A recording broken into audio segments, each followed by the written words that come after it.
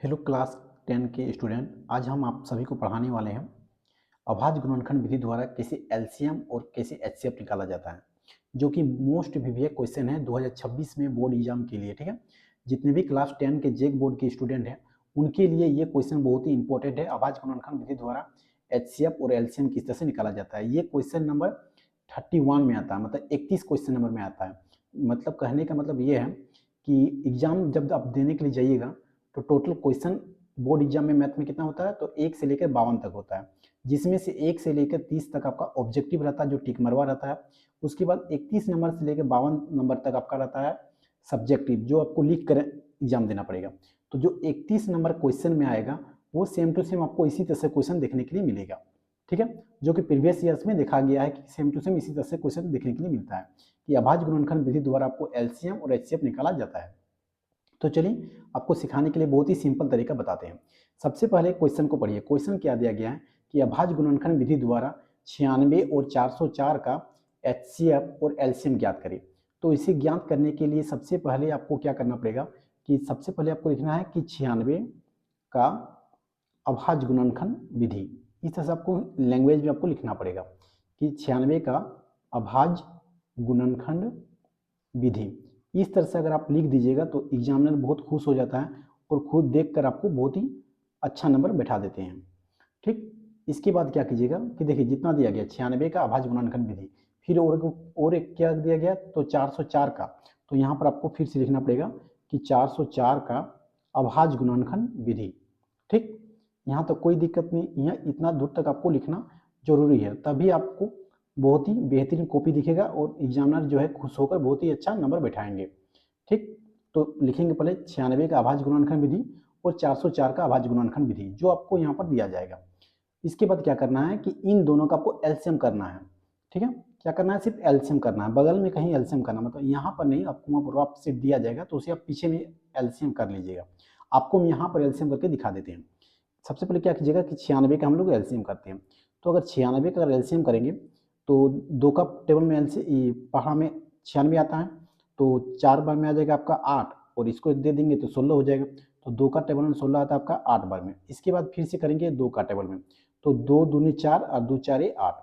फिर 2 का टेबल में करेंगे तो क्या होगा 12 बार में आएगा। फिर 2 का टेबल में करेंगे तो कितना बार में आएगा, तो 6 बार में आएगा। फिर ये आएगा आपका 2 का टेबल में फिर आएगा 3 बार में। यहाँ तक कोई दिक्कत नहीं। इसके बाद 3 जो है वो किसी का टेबल में नहीं आता, खुद 3 का टेबल में ही आता है। ओके, तो जितना आपको यहाँ पर दिखाई दे रहा है उसको आप सब यहाँ पर लिख लीजिए। 1 2 के बाद दिखाई दे रहा है 1 2 3 4 5, 5 बार 2 दिखाई दे रहा है, तो आप यहाँ पर लिख लीजिए 1 2 3 4 5। इसके बाद एक 3 दिखाई दे रहा है तो आप यहाँ पर मल्टीप्लाई करके 3 लिख लीजिए। यहाँ तो कोई दिक्कत नहीं। इसके बाद आपको क्या करना है, इसके बाद आपको करना है क्या कि 404 का करना है। तो 404 का फिर से हमको एलसीएम ही करना है, एचसीएफ अभी कुछ नहीं करना है, सिर्फ आपको एलसीएम करना है। जो आपको हम स्टेप बता रहे हैं सिर्फ आप हमारे स्टेप को फॉलो कीजिएगा। ठीक है, बाकी इसका जो आंसर है आप इतना सिंपल तरीका से दे दीजिएगा आपका हैबिट बनाने के बाद कि आप बहुत ही जल्दी इसका आंसर दे सकते हैं। ठीक है, तो चलिए 2 से फिर इसको एलसीएम करते हैं। तो 2 दूनी 4, फिर 0 का 0, 2 दूनी 4, फिर 2 का टेबल में 2 के 2, 0 का 0 1। ठीक, इसका मतलब देखिए 101 जो है वो किसी का टेबल में नहीं आता, खुद का टेबल में ही आता है 101। तो इसको आप टोटल को यहाँ पर उतार लीजिए। 2 गुना 2, देखिए 2 गुना 2 गुना 104, सॉरी 101, कितना दिया 101। इसके बाद क्या करना है, इसके बाद आपको क्या क्या निकालना है, तो एक एचसीएफ निकालना है और एक एलसीएम निकालना है। तो यहाँ पर आपको करना है इस तरह से एल एच सी एफ। ठीक है, और एचसीएफ कैसे निकालेंगे, तो एचसीएफ निकालने का तरीका ये है कि इनमें से जो आपको कॉमन निकलेगा वही हो गया आपका एचसीएफ। ठीक है, जो इनमें से आपका इन दोनों में से आपका जो कॉमन निकलेगा वही हो जाएगा आपका एचसीएफ।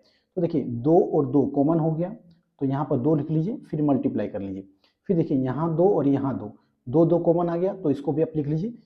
उसके बाद देखिए और कोई कॉमन आ रहा, यहाँ पर 2 2 कॉमन आ गया, इन दोनों कॉमन आ गया और इन दोनों कॉमन आ गया। और देखिए और कॉमन नहीं आ रहा है क्योंकि यहाँ 101 है, जबकि यहाँ कहीं भी 101 नहीं आपको दिखाई दे रहा है। तो आप क्या कीजिएगा, और कॉमन नहीं आ रहा तो एचसीएफ का जो कॉमन आता है वही होता है आपका एचसीएफ। इसके बाद इसको गुणा कर लीजिए, तो 2 दूनी 4, यही हो गया आपका एचसीएफ। ठीक है, इसके बाद आपको क्या निकालना है, तो एलसीएम निकालना है। तो एलसीएम कैसे निकालेंगे, तो एलसीएम तो एलसीएम निकालने का तरीका क्या है कि जो आपका कॉमन आएगा वो उसको भी आपको लिखना है, और जो आपका कॉमन नहीं आएगा उसको भी आपको लिखना है।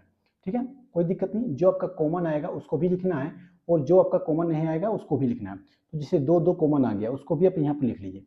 फिर आपका आ गया क्या, फिर दो दो कॉमन आ गया उसको भी आप यहाँ पर लिख लीजिए। फिर देखिए ये सब आपका कॉमन नहीं आ रहा है, दो दो दो, यहाँ तीन को दो और एक तीन, ये आपका कॉमन नहीं आ रहा, और यहाँ पर 101 ये भी आपका कॉमन नहीं आ रहा। तो इन सबको भी आपको यहाँ पर मल्टीप्लाई में गुना करके लिखना पड़ेगा। तो 1 2 3, तो 2 गुना 2 गुना 2 गुना 3, और यहाँ पर 101 ये भी आपका कॉमन नहीं आ रहा था। अब क्या करना है कि इन सभी का आपको गुना कर देना है। तो अगर 2 को 2 से गुना कीजिएगा तो 2 दूनी 4, 4 दूनी 8, 8 का 16, 16 दूनी 32, और 32 को 3 से कीजिएगा तो आपका आएगा 96 गुना 101, 101। अब इनको गुना कर लीजिए, तो 96 को अगर 101 से गुना कीजिएगा तो आपका आंसर आएगा 96 96, और यही हो गया आपका आंसर। ठीक है, यही हो गया आपका आंसर। इसके बाद आप इस तरह से आप बना दीजिएगा तो आपका एग्जाम में जो है वो हमेशा एग्जामिनर एकदम एक भी नंबर आपका नहीं कटेगा। और ये जो होता है ये 2 मार्क्स का आता है। ठीक है, ये आता है 2 मार्क्स, ये फिक्स मार्क्स होता है, इसका 2 मार्क्स का ही आता है। ठीक है, कभी कभी 3 मार्क्स का चला आता है। तो चलिए क्वेश्चन नंबर 2 की ओर चलते हैं। सेम टू सेम इसी तरह से क्वेश्चन लेकर आए हैं जो कि प्रीवियस ईयर्स में एक क्वेश्चन पूछा गया है। तो चलिए क्वेश्चन नंबर 2 को देखते हैं। क्वेश्चन नंबर 2 क्या है कि अभाज्य गुणनखंड विधि द्वारा 510 और 92 का एचसीएफ और एलसीएम ज्ञात करें। ये भी क्वेश्चन प्रीवियस ईयर्स में पूछा गया क्वेश्चन है। ठीक है, मतलब जितना भी प्रीवियस ईयर्स को पूछा गया क्वेश्चन है वही क्वेश्चन भी है, क्वेश्चन को हम लेकर आए हैं। तो आप हमारे क्वेश्चन को सिर्फ देखिए और सोल्व करने का तरीका देखिए, बाकी आपका जो एग्जाम में क्वेश्चन है वो आपको इसी तरह से देखने के लिए मिलेगा। ठीक है, तो देखिए जो क्वेश्चन में आपका दिया गया उसी तरह से सब टू सेम लिखना है। 510, तो 510 का अभाज्य गुणनखंड विधि, फिर क्या करेंगे 92 मतलब 92, तो 92 का अभाज्य गुणनखंड विधि। इसके बाद क्या करना है कि 510 और 92 को कहीं बगल में लेकर आपको एलसीएम करना है। आपको यहाँ पर एलसीएम दिखा दे रहे हैं, लेकिन एग्जाम में आपको यहाँ पर एलसीएम नहीं करना है, आपको कहीं पीछे में रफ शीट मिलेगा उसमें आपको एलसीएम करना है। ठीक है, तो सबसे पहले आपको देखते हैं कि 510, तो 510 का अगर एलसीएम करेंगे तो देखिए 2 का टेबल में देते हैं, 2 दूनी 4, और इसको 1 दे देंगे तो 11 हो जाएगा। तो 2 का टेबल में 11 नहीं आता तो 10 आता, 2 पाँचे 10, फिर इसको 1 दे देंगे तो 0 को अगर 1 दे देंगे तो 10 हो जाएगा। 2 का टेबल में 10 कितने बार में आएगा, तो 5 बार में आएगा। यहाँ तक कोई दिक्कत नहीं। इसके बाद फिर से ये 5 का टेबल में दे सकते हैं, तो 5 पाँचे 25 और 5 के 5। इसके बाद ये 51 जो है ये आपका 17 का टेबल में आता है, 17 तीने 51 होता है। इसके बाद 3 जो है वो 3 किसी का टेबल में नहीं आता, खुद का टेबल में ही आता है। ठीक है, अब इसको क्या करना है, यहाँ पर जितना आपको दिखाई दे रहा है इसको आपको यहाँ पर मल्टीप्लीकेशन करके मतलब गुना करके आपको लिखना है। तो 2 गुना 5 गुना 17 गुना 3, तो सबसे पहले आपको छोटा को लिखना चाहिए। आप एक को भी लिख सकते हैं, लेकिन एक तो सबका कॉमन सेम है तो एक को नहीं लिखने से चलता है। तो आपको क्या करना है कि सबसे पहले 2 लिखेंगे, 2 गुना फिर क्या करेंगे 3, तो 3 गुना फिर क्या करेंगे 5, तो 5 फिर गुना फिर क्या करेंगे 17, तो यहाँ लिखेंगे 17, क्या करेंगे फिर लिखेंगे आपका 17। ठीक, यहाँ तक कोई दिक्कत नहीं। इसके बाद क्या करना है कि 92, तो 92 का अभाज्य गुणनखंड निकालेंगे, तो इसका भी हम लोग क्या करेंगे 92 का करेंगे हम लोग एलसीएम। फिर 2 का टेबल में जो 9 तो नहीं आएगा उससे कम आएगा, तो 4 बार में आएगा 8, और इसको दे देंगे तो 12 हो जाएगा। तो 2 का टेबल में 12 कितने बार में आता है, तो 6 बार में आता है। ठीक, इसके बाद देखिए जो 46 है ये फिर 2 का टेबल में देते हैं, तो 2 दूनी 4, 2 तीन 6। अब देखिए 23 जो है वो किसी का टेबल में नहीं आता, 23 सिर्फ 23 का ही टेबल में आता है। तो जो आपको यहाँ पर दिखाई दे रहा है 2 गुना 2 गुना 23, तो इसको आप लिख लीजिए 2 गुना 2 गुना 23। यहाँ तक कोई दिक्कत नहीं। इसके बाद आपको क्या करना है, तो क्या क्या निकालना है, तो एचसीएफ और एलसीएम निकालना है। तो अभी पिछला क्वेश्चन में बताएं कि एचसीएफ कैसे निकाला जाएगा, तो एचसीएफ निकाला जाएगा जो आपको यहाँ पर कॉमन दिखाई दे रहा है। जैसे 2 2 कॉमन आ गया तो यही हो गया आपका 2। इसके बाद और कुछ भी आपको यहाँ पर कॉमन दिखाई नहीं दे रहा है, तो यही हो गया आपका एचसीएफ।